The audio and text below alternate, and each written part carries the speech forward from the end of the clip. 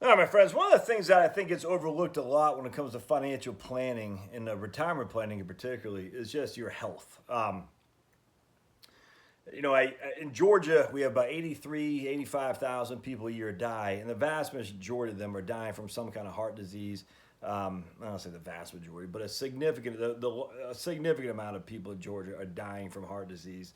It's bad. It's ugly, and of course that goes to diet. We followed the Ansel Keys fakery from going back from the Eisenhower administration, which was just all fake science. And we followed that hook, line, and sinker. So in Georgia, but the whole country, we just have so many people that are just living unhealthy lives because of what they're consuming. Um, so I went to the doctor the other day, my primary care physician, to get my A prostate exam, B to get my blood test and all that, and my urine sample and all that. And once again, my triglycerides are low.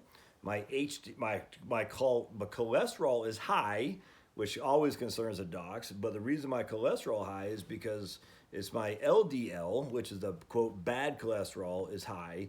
My HDL is good. All right, so my triglycerides are low in terms of where they should be. My HDL is where it should be because that's a good cholesterol, and LDL is high. But there's no, as we say today, and I'm not a nutritionist. I just know I follow this stuff, and I don't know anyone who says, "Oh my goodness, your LDL is too high. That's bad." Everything I follow said is almost irrelevant. But you want your HDL to be on the high end, that's for sure. But your LDL is kind of like it's more like wisdom teeth in some regard.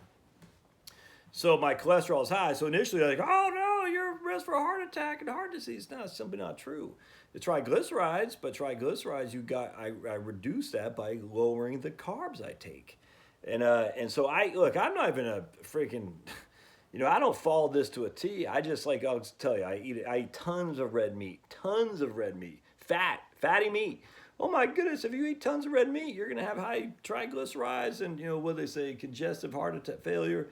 You're gonna have your hardening of the arteries and blah blah. It's simply not true, man. The red meat does a couple things. A, you need fat. Your body craves fat. It needs it. And secondly, it actually satiates or makes you not feel as hungry. Um, so I eat red meat all the time, all the time. When I have a hamburger, I'll like cut a bun. I'll eat half of a bun and I'll put half on, and I'll cut it up in half. I'll eat half on the top and half on the bottom. I'm not a big, low carb. I don't follow it like I used to when I first lost weight. I mean, back in 2011, 12, I was like 210, 205 or something like that on a 5'9" frame. Not good. And the reason for that, and I didn't know this, but is I remember just watching the Philadelphia Flyers at the evening, watching hockey and eating Triscuits with cheese.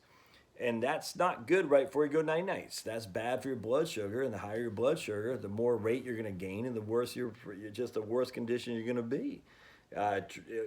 Triscuits and cheese. Now you think about it, I don't drink. I haven't drank since May 25th, 1997. So if you're eating Triscuits and cheese, and on top of that drinking alcohol, that's just bad. That's bad. And so what happens here is I think a lot of people don't recognize that there's simple stuff to do. You don't have to go high, keto, freaking keto, 100% keto. You don't have to go, Dr. Atkins. Here's what I think you should do. I think you need to, first of all, quit drinking without question. A is bad on the budget. B is bad on your health without question. Quit drinking. But a couple of glasses of wine, well, that's fine as long as that's all you're doing. But I have a sneaky suspicion many men are not. B, just gotta watch the sugar. And now, look, I still love my ice cream. I eat ice cream every single day. I like ice cream. I still have a sweet tooth. And I probably could, I could probably lose another 5 pounds or so. I'm at 183 right now. My ultimate would be about 175. I'd be, lean and mean at 175.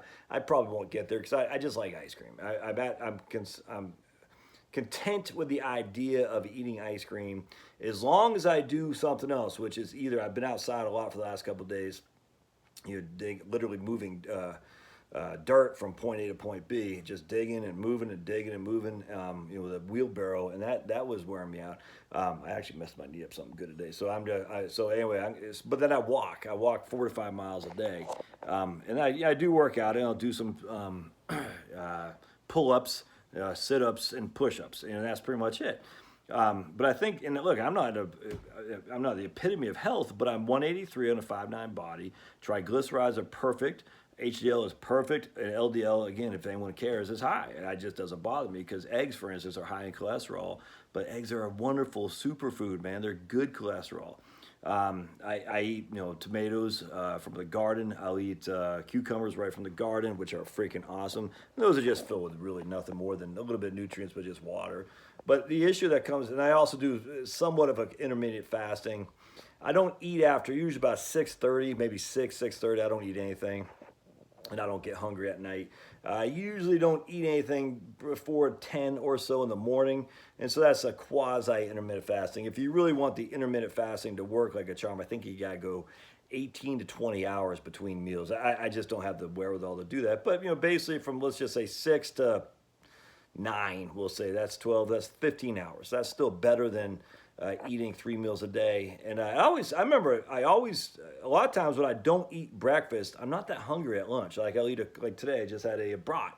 I had a brat with just one with I did have a hot dog bun on that because, man, brats with hot dog buns just taste better than just brats by themselves. And that just tasted wonderful. Chopped up some onions, got some ketchup, which is a lot of sugar in there, I get you. Dijon mustard, whoo-wee, that tasted good. I'm sure a brat is high in fat, and I don't care.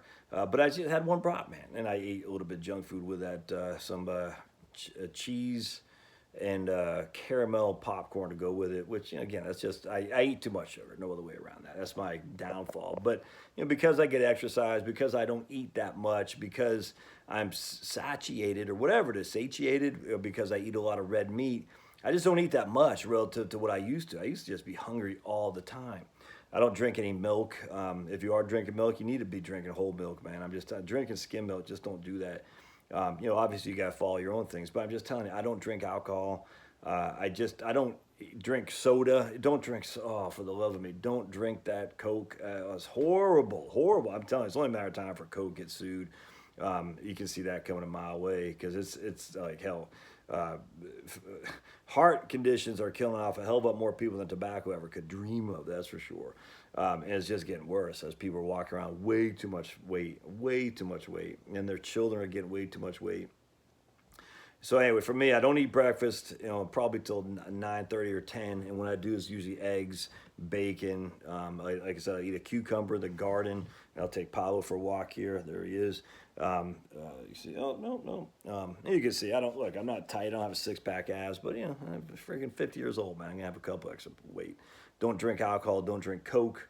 It's just all that crap is bad for you. Walk. Try to get a good night's sleep for sure. Don't eat anything late at night. And you don't have to go some crazy low carb keto kid diet. You just got to watch what you're eating. Try to get some exercise and just eat enough so you're hungry. And then I eat. I don't usually eat till about 9:30, 10 in the morning. After about 6, I don't eat anything. Maybe 7. It depends. But that's all you got to do. And you're not gonna be freaking Arnold Schwarzenegger in his prime. And I don't want to be Arnold Schwarzenegger in his prime. I just want to be me. And I want to be able to live as long as I possibly can with my cognitive, right? And you got to think, too, is if you're in good shape, is that helping your cognitive ability? I think so. So anyway, I hope that makes sense. I've always been interested in my triglycerides because I remember I took life insurance with USAA back in 2011 or 12. I tried to, and they gave me a bad rating. Almost, I think it was just as bad as if I was a smoker because my triglycerides were through the roof, like 312. And I remember I couldn't get life. I mean, I think I could get it, but it's gonna be freaking expensive. I said, this is nuts. I think I was even working out back then. I can't remember. But anyway, my triglycerides are through the roof. Like I think I said like 312.